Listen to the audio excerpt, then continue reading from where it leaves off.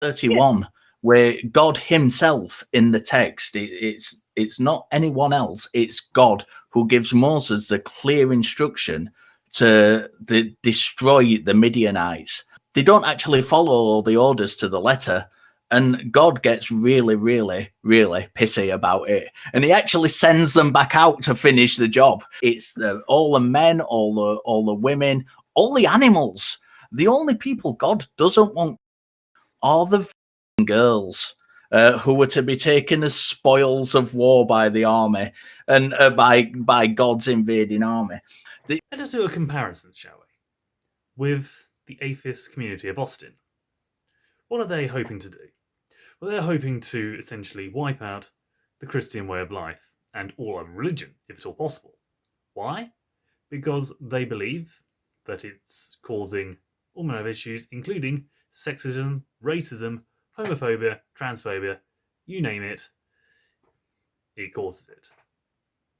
And they're using fairly reasonable cases to back it up, along with their podcasts and so forth, to spread the word. Fairly reasonable. The Moabites, they have a strange similarity. Because they were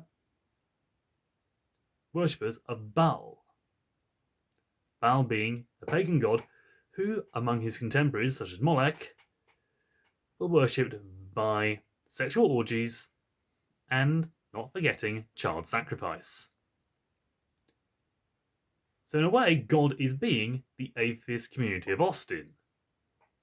He is stepping in and doing something about it. And more importantly, he's getting the Israelites to do it because many of them had turned to Baal. And it's a reminder for the others not to turn to pagan gods as well. This is mostly because it could be very much like bringing a nest of wasps into the house.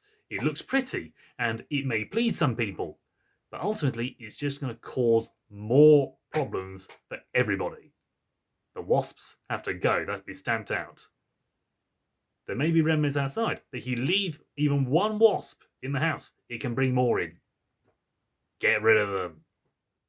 As for the virgins being considered spoils of war, that's one way of looking at it, but it's also looking at it in terms of population regrowth, because the Midianites had brought a plague to the Israelites when they brought members of the Israelites to the worship of Baal.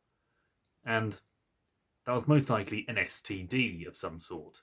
So, getting rid of all of them and keeping the virgins, who wouldn't have been involved in the orgies that would have spread sexual diseases like wildfire, it is very likely that was why the virgins were kept.